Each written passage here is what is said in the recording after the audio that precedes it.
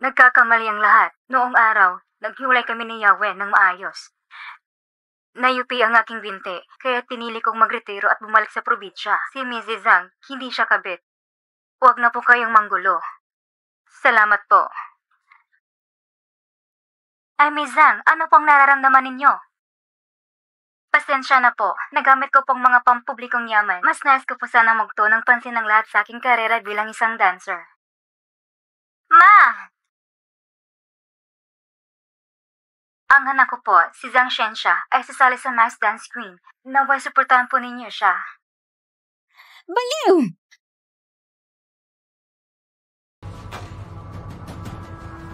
Mama, naway kalimutan mo ng nakaraan.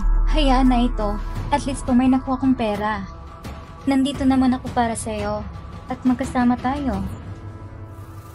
Pakinggan mo ako. Huwag mo itong gamitin pang tuition para mag-aral ng sayaw. Pera ito na utang ko kay Zhang Ringmei. At ikaw, bukas, dapat bumalik ka sa probinsya. Maganda ka magpakasal. Naghihintay na si Lawo. Ma, hindi ba't ako ang tunay ninyong anak? Hindi ba? Bakit po mas pinapabura niya si Zhang Shensha kasi sa akin? Ano ba ito? Ma, kung sasabihin mo sa akin na hindi ako yung tunay na anak, mas magiging magaan sa aking kalooban. Kundi, wala kong dahilan para magpaliwanag ang lahat na nangyari ngayon. Nagnagaw ka at ngayon may dahilan ka pa?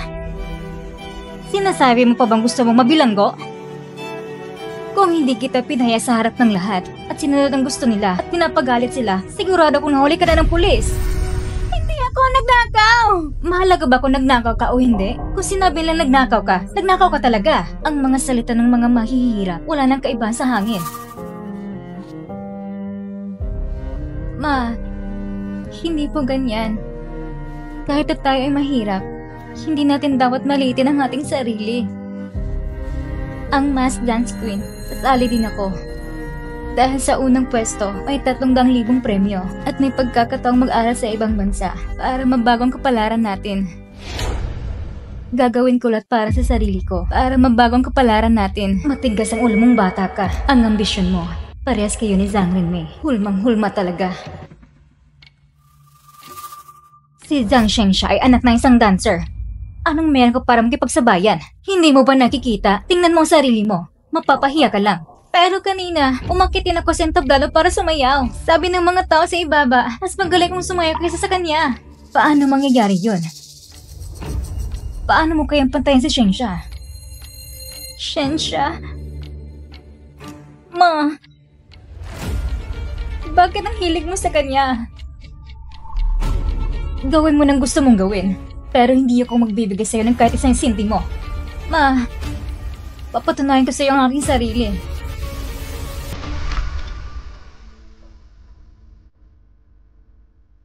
Shensha?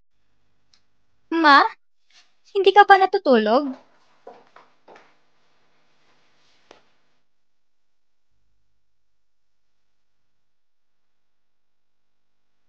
Umupo ka. Shensha, bibigyan kita ng isang pagkakataon para magsabi ng totoo. Nilakaw ba talaga nilihi ko ang kwintas o hindi? Ma, anong ibig mong sabihin? Diba sabi mo, wala kang kondisyon para maniwala ka sa akin? Lahat ba yan ay kasinungalingan? Bakit ka naman babawin ang tiwala na binigay ko sa'yo? Kasi...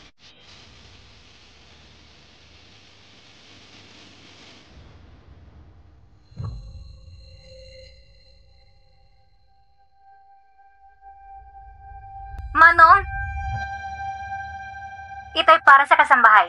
Huwag kayang mawala ang reputasyon namin. Opo. Ma, pero... Tapos na ang mga nangyari. Hindi ko na sasabihin sa iba. At hindi ko mapapaya ang sarili kong anak. Ma... Shensha, may galit ka ba sa kapatid mo? Kaya ka nakipagtalo kay Liiko? Ma! Tanga. Anak kita. Alam ko kung ano nasa isip mo. Ma, bakit mo ako inintindi ng ganito? Dahil ikaw ang anak ko. Ma, at magiging mabait na anak ko sa'yo magpakailanman. Pero kailangan mong mangako sa akin ng isang bagay. Ano man ang sabihin mo, sang-ayon ako. Puntahan mo si Lihiko at mag-sorry ka sa kanya. Pupuntahan ko si Lihiko para mag-sorry? Ma, hindi ba't parang pinapabura mo yung Lishuwi na yon? Ang mga hidwa ng mga matatanda ay hindi niyo dapat pagkikialaman. Kasi nga nasaktan mo si Lihiko. Dapat mag-sorry ka sa kanya. Pero, ayoko nga eh. Shensha, unahin mo muna ang pagiging tao at paggawa ng tama. Ang tungkol sa pag-aaral sa ibang bansa, maaaring ipapaliban mo muna. Para sa'yo, mas mahalaga magbago kaysa makapagtapos. Mahalaga ang magtama ng pagkakamali. Sige, pupunta ako. Pupunta ako at magsusorry. Kung natatakot ka, hayaan mo samahan ka ng kuya mo. Hindi na kailangan. Ma, pupunta akong mag-isa.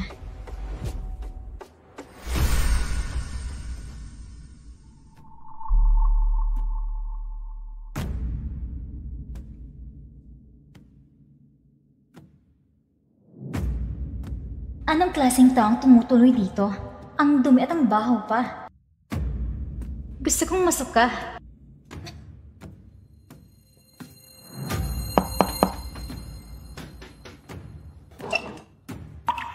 Shensha! Nandiyan ba si Lihiko?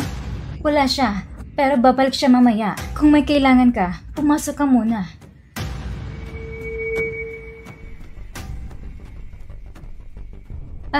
Pasensya na.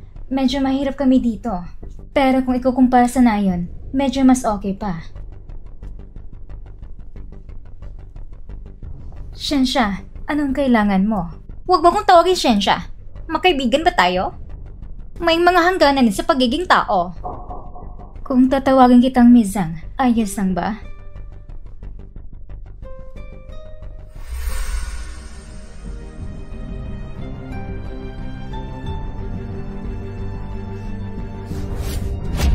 Anak, sobrang miss na kita. Anak, sobrang miss na kita. 18 taon na. Akala ko hindi na kita makikita. Ngayon, nakikita kitang mabuti ang buhay. Lahat ng ginawa ko para sa'yo. Sulit. Bitawan mo ko. Sabi ko, bitawan mo ko. Masama ka. Tao! Huwag kang aalis. Kung aalis ka, magpapa-DNA test ako. Sabihin ko sa pamilya ang katotohanan at ang buong kwento. Anong nangyayari? Natatakot ka? Lahat ng marangya mong buhay, lahat ng yaman at kasiyahan ay ako nagbigay sa iyo. Hindi mo man aminin, kailangan mong tanggapin.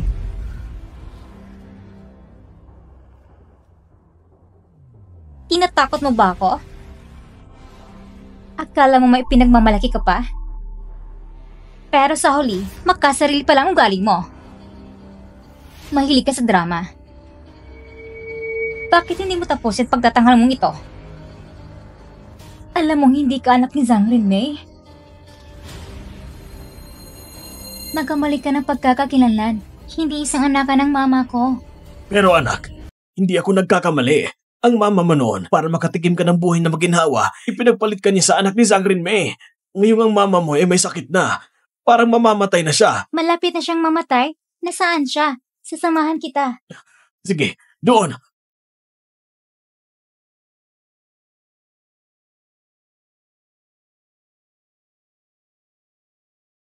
Nasaan ang mama ko?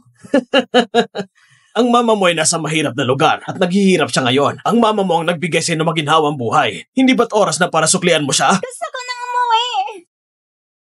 Tumigil ka! Kung tatakas ka, sasabihin ko kay Zhang Rinmei. Makikita ko kung pagpapahintulutan ka pa niyang mamuhay ng maayos. Meron kang dalawang pagpipilian ngayon. Una, maghingi ka ng 10,000 yuan kay Zhang Rinmei at mamuhay ako ng maayos. Ikaw naman, magiging isang prinsesa. Pangalawa, isusumbong mo ako? Maaari ako makulong muli. Pero ikaw ay babalik sa mahirap na buhay at patuloy na maghirap. Ma! Shensha, sinong kasama mo? Kanino ang cellphone na ito? Kinuha niya ako! Kinuha? Huwag kang mag-alala. Nandito lang ako. Shensha, nasaan ka?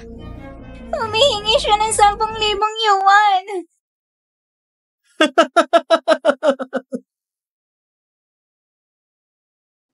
Tinutok ni Li Chang sa'yo? Oo. Sayang nga, pagkatapos makuha ang pera, sobrang saya niya. Uminom siya ng alak, bumagsak mula sa bubong at namatay.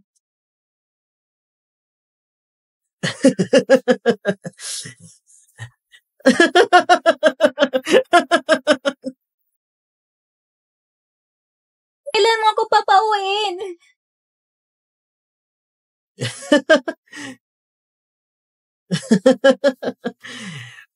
Papalayain ka? Ikaw nagbibigay ng pera sa akin. Pag natapos ko na kunin ang pera ni Zhang Renmei, palalayain kita. Huwag mo akong hiyaang pagbigyan ka, ha?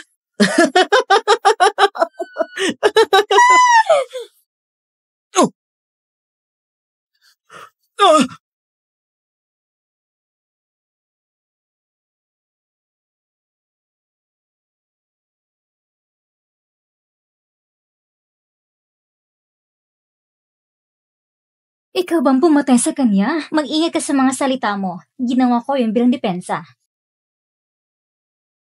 Si Li Chang isang adik sa sugal. Lubog na siya sa utang. At saka, patay na siya. Kaya mula noon, naisip ko na. Ibang tao ang mama ko. Pero gusto kong bumalik sa iyong tabi. Naghihintay sa akin ay ang walang katapusang mga kamag-anak tulad ni Li Chang. At ang buhay na mahirap na nagkakadiri. Nang tulad sa bahay na yun, kailangan ko lang magpakumbaba sa mga tao sa pamilya Zhang at itago ang aking pagkakakilanlan. Magpeke ng paternity test. Kasi gusto kong buhay na ito. Pero ikaw pa rin ang dumating. Dumating na parang lobo. Kaya siguro nilait mo ako. Iniisip mo ba na pinapahiya kita? Nais ko lang mag-isip. Noong una, binago mo ang buhay ko. Ito ba ay swerte? O hindi? Ngayon, mukhang malaki ang hindi ko pagkatuto. Dahil masyado akong masaya. Ngunit ang lahat, wala itong kinalaman sa'yo. Kaya nagsiselos ka? Kung ganon, ipahayag mong katotohanan. Mahal kong Mama. Ano? Anong tawag mo sa akin?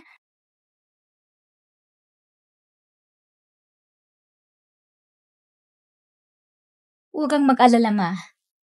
Masunurin ako. Ikaw?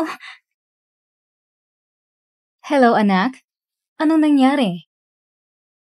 Nagkamali ka ba? Bakit hindi ka nagsasalita?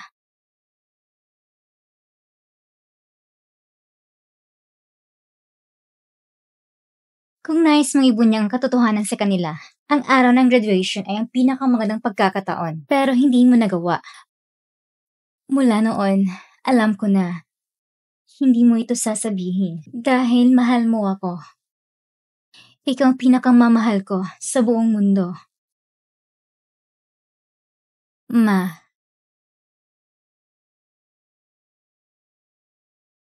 Shensha, tinawag mo akong mama. Mahal din kita. Ma, kung may nang-aapay sa akin, anong gagawin mo? Sino? Ang isa mong anak na babae. Si Li Ye-ku.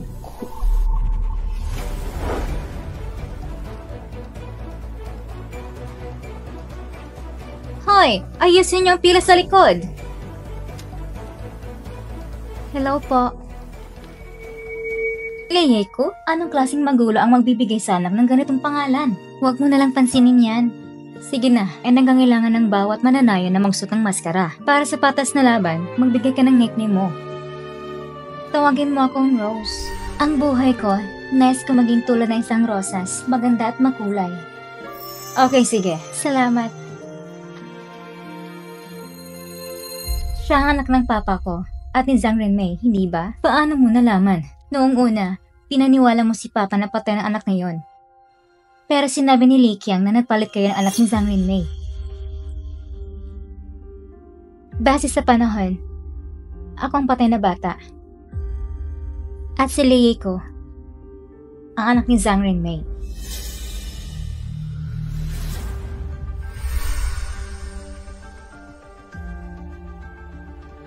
Patayin mo siya.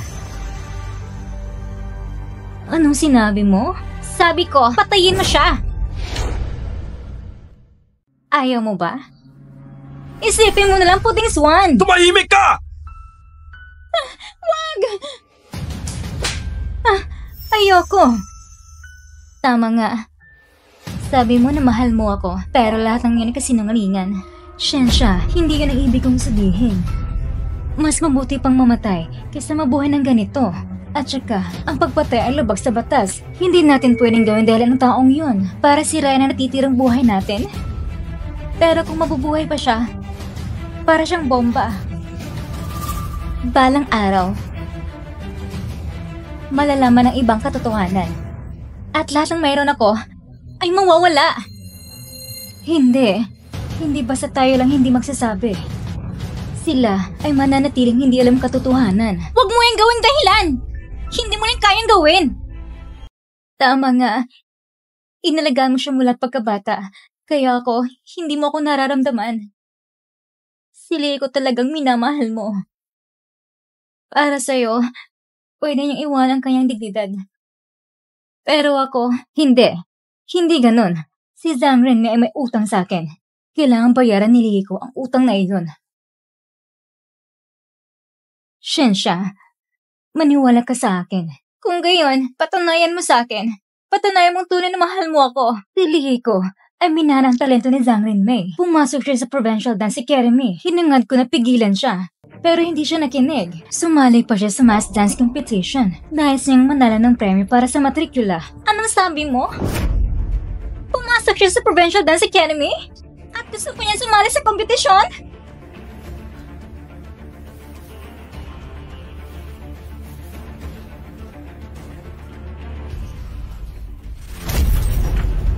Shensha!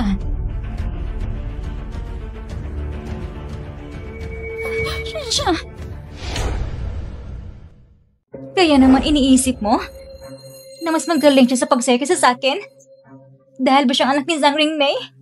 At ako ang anak mo kaya mas mababa ako kaysa sa kanya? Shensha, kumalma ka lang. Kailangan mo bang panoorin siya na kunin ng lahat sa akin? Gaya ng ginawa ni Zhang Renmei sa'yo noon? Hindi mangyayari yun. Papalagan ko siya. Hindi siya makakatalo ng kagaya ko. Sinabi mo yun.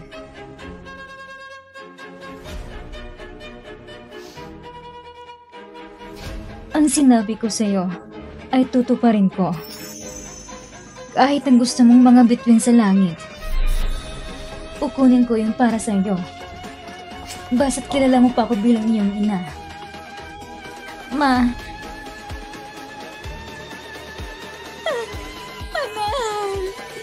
Dati, may kunti akong pagsisisi na iniwan kita para kay Yeko. Hinayaan ko nang magkalayo tayo ng matagal. Araw-araw akong nabubuhay sa pagkamisay at sasakit. Pero ngayon, nakikita kita na lumaki at naging matagumpay. At ito na pinaka nagpapasaya sa akin. Hangal na babae.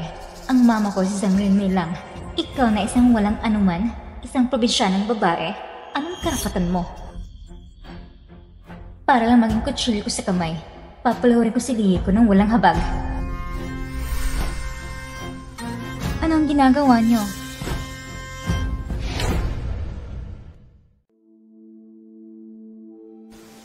Anong ginagawa niyo?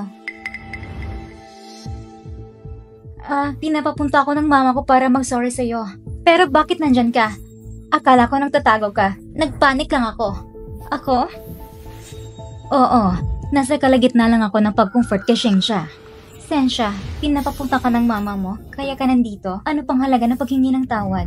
Umalis ka na lang. Yeko, wag mo akong itulak sa limitasyon. Oo, Yeko. Maging mahinahon ka naman. Maliit na bagay lang ito. Huwag mong gawing malaking issue. Maliit na bagay? Pinapalabas mo pa ako ang may kasalanan? Leiko, dumating ako ngayon dahil nung araw na yon, hindi ko nakontrol ang emosyon ko. At pinalaki ko isang maliit na issue. Dahil dito, magsusorry ako. Dapat ka magpasalamat sa akin. Hindi na ako maghahanap ng kasalanan mo. Matagal na kitang pinapadala sa kulungan. Narinig mo ba? Magpasalamat ka kagad sa kanya. Ma, sino ba talagang anak mo?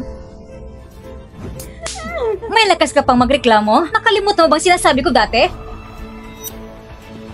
Salamat. Salamat, Shengsha. Sige. Dahil napapagalitan ka na ng ina mo, makapagpapahinga na ako. At saka, lumayo ka na sa kuya ko. Kung hindi, malalagot ka sa akin.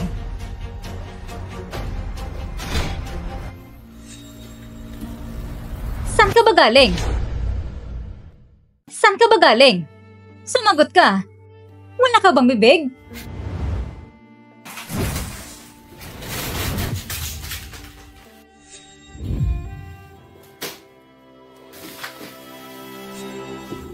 Wala pa ring pagbabago.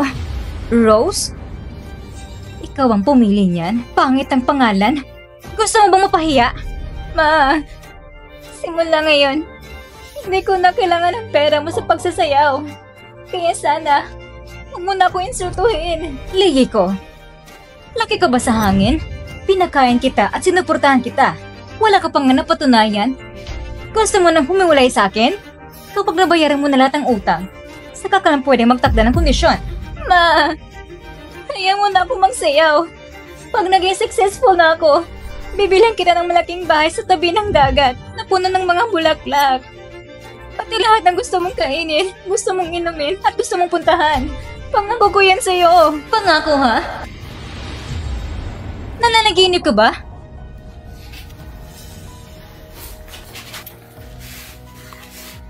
Hindi ko alintana kung ilang beses mo ako sinisira. Magsasagawa pa rin ako ng aplikasyon hanggang sa magkatuno ako sa entablado.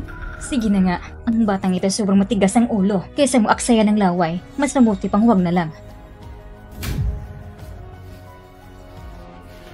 Hindi ka lang natuto, bilin ko lang sa'yo. Huwag ka nang magtangkang magsaya sa harapan ko.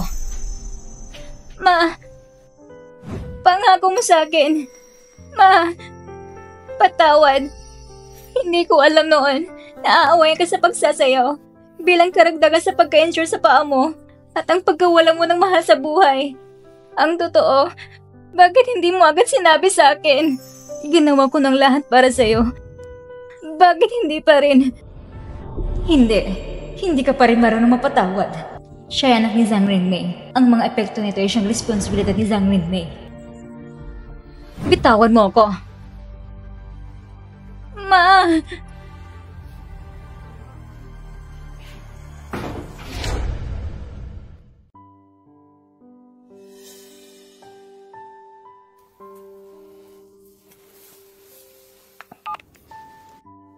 Hello? Hello, Mr. Zhang?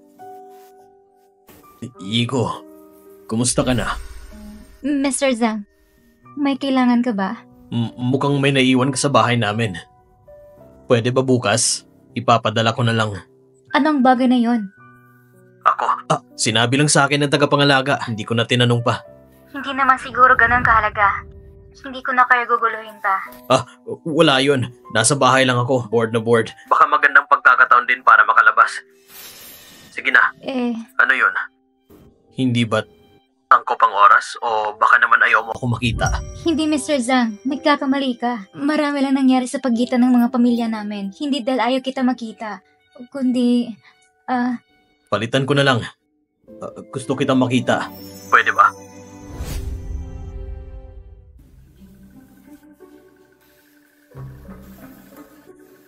Nasaan ang mama mo? sasali ako sa Mass Dance Queen. Hindi ko pinapayagan ng mama ko. Kaya naiwan siya upang maghanap ng ibang gawain. Maaga siyang umalis. Ang Masked Dance Queen ay magandang oportunidad.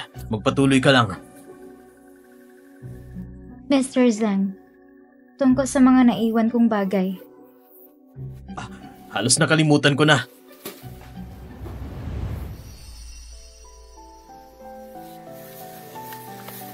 Ang ganda ng packaging.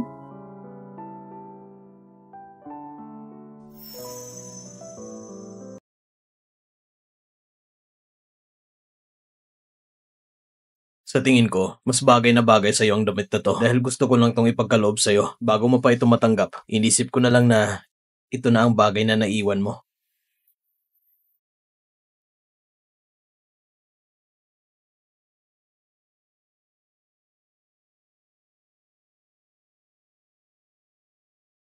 Hindi mo ba gusto?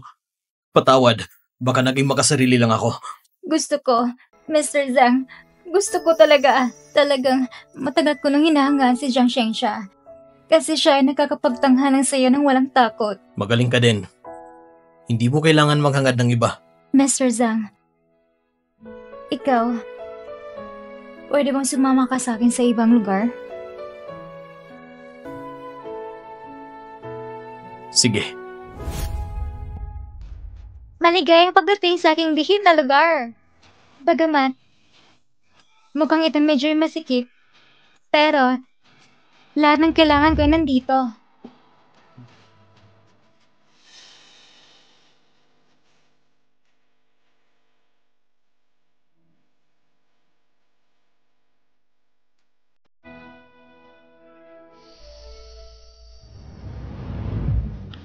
Mr. Zhang, may gusto akong sabihin sa'yo. Pwede bang ikaw na lang ang kuya ko? Kung gusto mo, ngayong araw, pwede mo na akong gawing kuya. Kuya, Sige. kaya naman, ang susunod na sayaw, iaalay ko ito sa aking pinakamamahal na kuya, si Zhang Haoyang! Sige.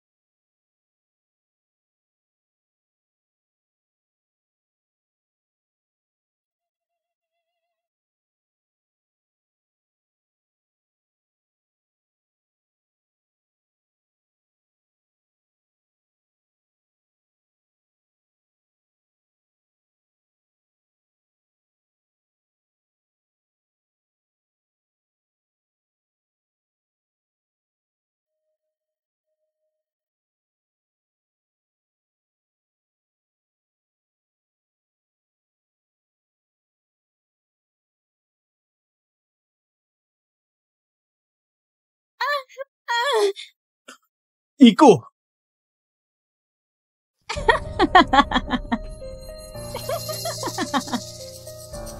Shensha, sinabi ko sa'yo, nagagawin ko.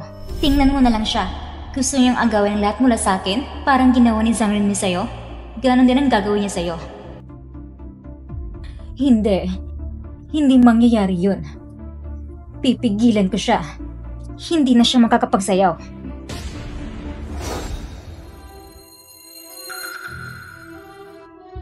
Anong lugar na to?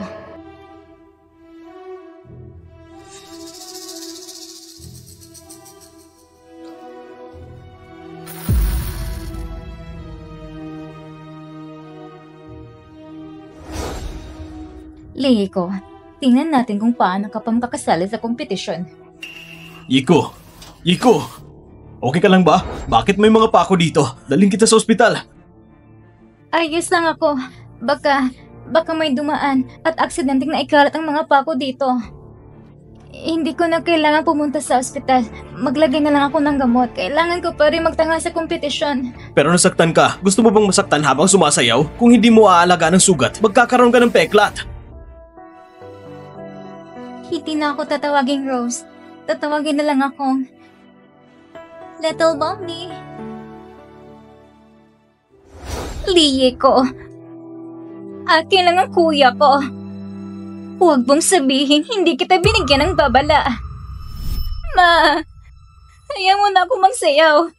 Pag naging successful na ako, bibilang kita ng malaking bahay sa tabi ng dagat na puno ng mga bulaklak. Pati lahat ng gusto mong kainin, gusto mong inumin, at gusto mong puntahan. Pangako ko yan sa'yo. Si Leiko nasasali sa kompetisyon. May bahagi siya na para sa akin. Pero ako, nasaktan ko na siya. Paano mangyayari yun? Ang mama ko, ikaw lang iniisip. Huwag mong madali siya. Nagsisimula pa lang ang lahat. Pangako ko sa'yo, ipapagawa ni mama sa kanya. Umatras sa laban.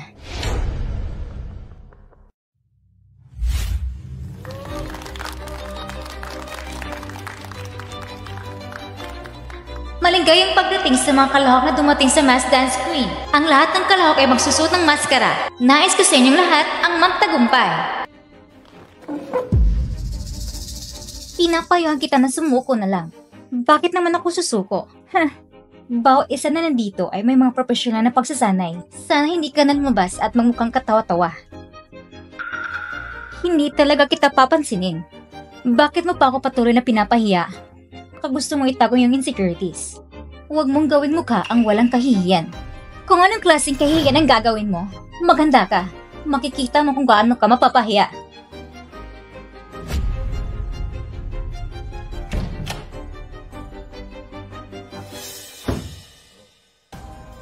Ngayon, tatawagin na natin ang ika-17 kalahok sa unang round, si Rose. Magdadala siya ng isang sayaw mula sa white-haired girl.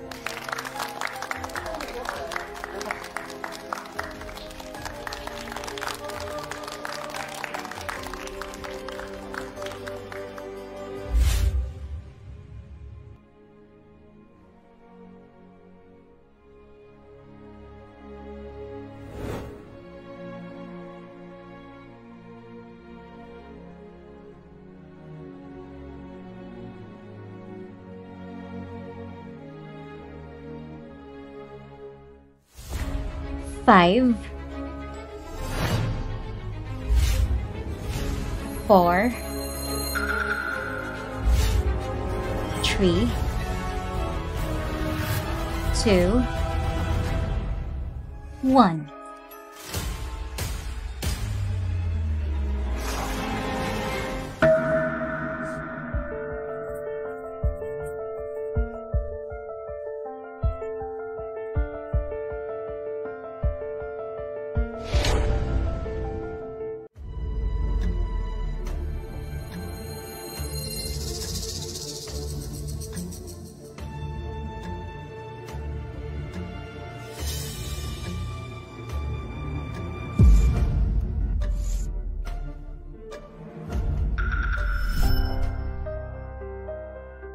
Mura lang siguro ang sinuot niya, kaya nakaganyan. Nakakahiya naman yan. Tama. Tignan nyo, nakatayo na lang siya dyan. Wala na siyang magawa. Ano kaya nangyari sa likod niya? Katapusan mo na.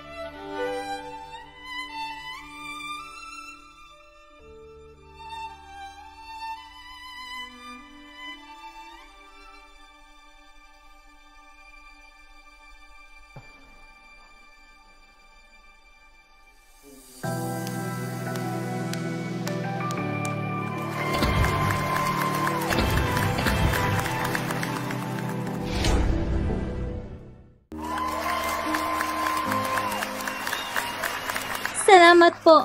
Akala ko wala lang pipili sa akin. Bakit sobrang galing mo? Napakaganda ng performance mo. Naipakita mong mabuti ang malupit na kapalaran ni She-Er. Nang punitin ang damit mo, yun ang pinakamahalagang bahagi ng sayo na yon. Kailangan din nating pasalamatan si Ginang Zhang sa kanyang paaalala. Ang iyong pagtatanghal, ay nagpapaalala sa akin ay isang kasabihan. Kung magmamahal ka, gawin mo na itong parang hindi ka pa nasaktan kailanman. Kung sasayaw ka, ginawa mo ito na parang walang nanonood sa'yo. Napakaganda ng kinabukasan mo, Iha. Maraming salamat po. Binabati kita, katatapos mo lang magkuha ang 3 boto mula sa mga mentor. Sa mga oras na ito, ang pinakagusto kong pasalamatan ay ang aking ina, si Lishue. Ako ay nagmula sa isang maliit na mahirap na baryo. Mag-isa itinagoy ni Mama ang buhay ko. Dati, ang pagsaya ay isa sa kanyang pangarap na hindi natupad. Ngayon, umaasa akong madala ko ang pangarap niya yon at sabay kami aakyat sa mas malaking entablado. Lishue, magising ka naman. Si Shensha ang tunay mong anak. Si Lieko, ang anak ng masamang babaeng yun.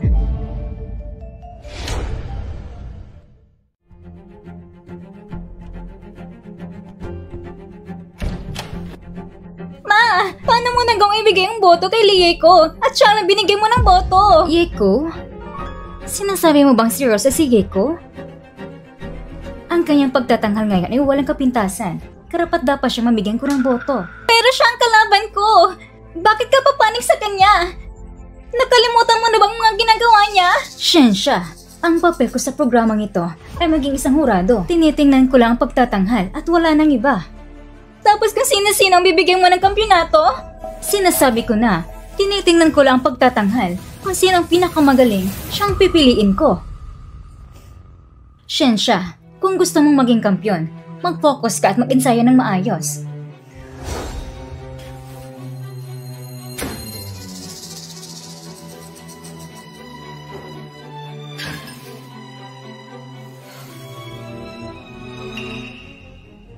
Walang silbing mga tiktik na yon.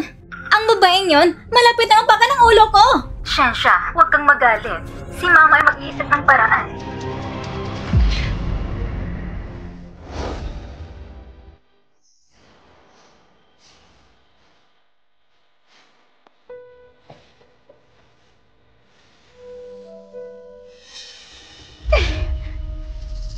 Ma, bakit ka nandito?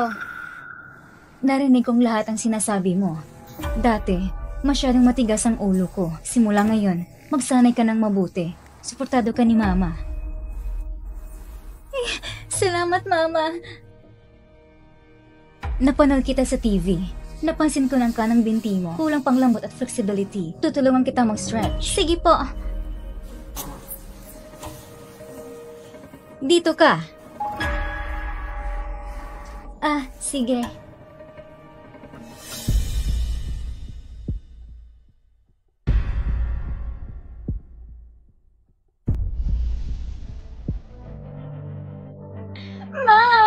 Ma, hindi ko na kaya. Masakit na. Kung itong sakit nga lang ay hindi mo matiis, paano ka pa sasayaw?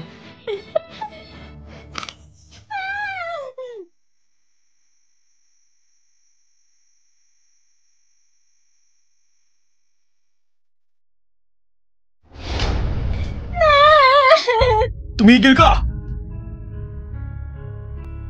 Ano bang ginagawa mo? Haoyang, hindi ito katulad ng iniisip mo. Ang pagsayaw, ganito talaga sa pagsasayaw. Ang mama ko, ginagawa niya lang ito para sa ikakabuti ko.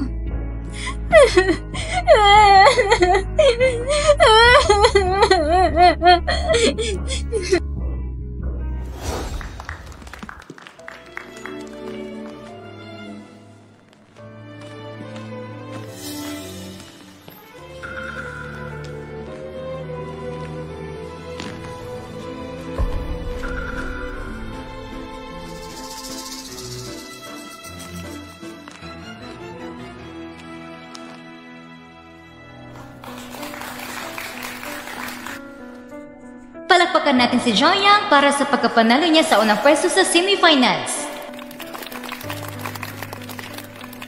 At pansamantalang nasa ikalawang pwesto ang kalahok na si Rose. At ngayon, magsisimula ng pagpili ng kanta para sa finals. Pakisabay na ipakita ang inyong napiling kanta.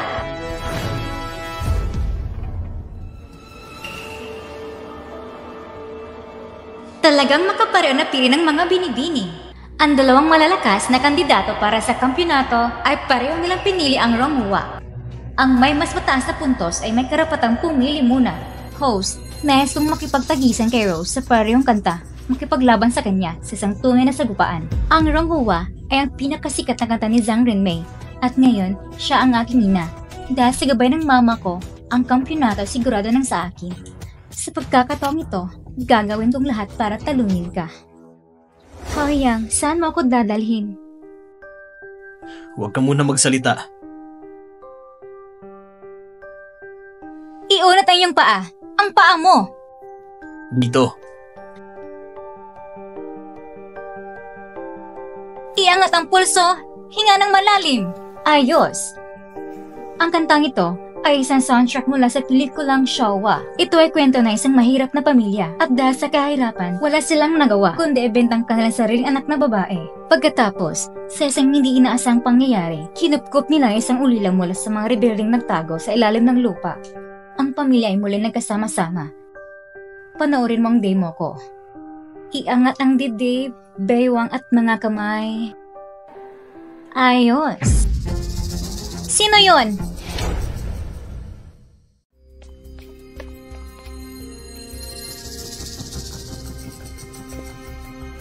Huwag kang matakot.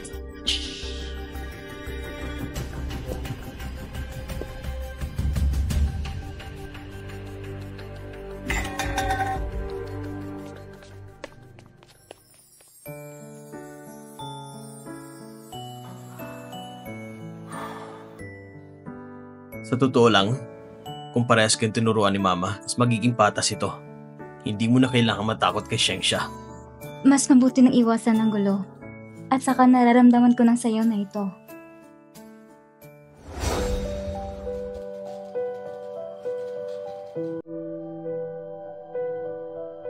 Tulungan mo akong tingnan kung tama.